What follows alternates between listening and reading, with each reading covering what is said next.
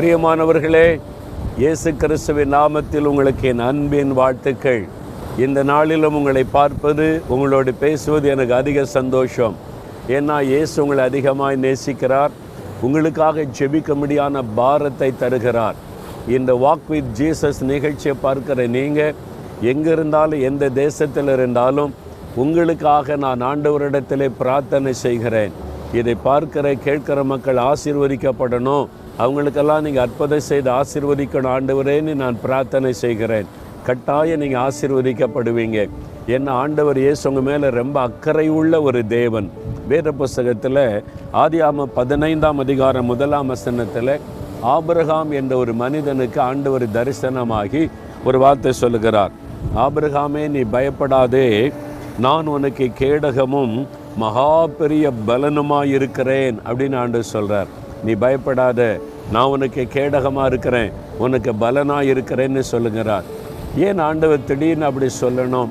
இந்த ஆபிரகாமை தேவன் அழைத்த போது அவர் கீழ்ப்படிந்து எல்லாவற்றையும் விட்டு இயேசுவை, அதாவது கர்த்தரை பின்பற்ற தன்னை அர்ப்பணித்து கொண்டார்.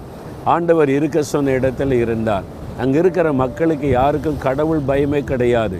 இஷ்டப்படி பாவத்தில் வாழ்கிறவங்க.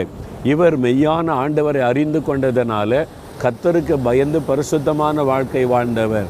சுற்றிலும் எல்லாரும் தீமை செய்கிற மக்களாக இருக்கும்போது உள்ளத்தில் ஒரு பயம் வரும்ல, நான் மட்டும் தனிமையாக இருக்கிறேன், என்னை சுற்றி இருக்கிறவங்க எல்லாம் தீமை செய்கிற மக்களாக, ஒரு கடவுள் பயம் இல்லாதவங்களாக இருக்கிறாங்களே, ஏதாவது தீமை செய்துருவாங்களோ, இயற்கையாகவே ஒரு பயம் வரும். நீங்கள் வேலை செய்கிற இடத்துல, வசிக்கிற இடத்துல, பிஸ்னஸ் செய்கிற இடத்துல அது மாதிரி சூழ்நிலை உண்டாகும்ல. எல்லாரும் இப்படி இருக்கிறாங்க, நான் மட்டும்தான் ஆண்டவருக்கு பயந்து நடக்கிறேன், அவங்க ஏதாவது செய்துருவாங்களோன்னு பயம். அந்த ஆபிரகாமுக்குள்ளே அந்த பயம் இருந்திருக்கணும். அதனால தான் ஆண்டவர் சொல்கிறாரு, நீ பயப்படாத ஆபிரகாமே, நான் இருக்கிறல்ல, உனக்கு கேடகமாக இருக்கிறேன்னு சொல்கிறார். அதுக்கு என்ன அர்த்தம்? கேடகம் நமக்கு தெரியும்ல.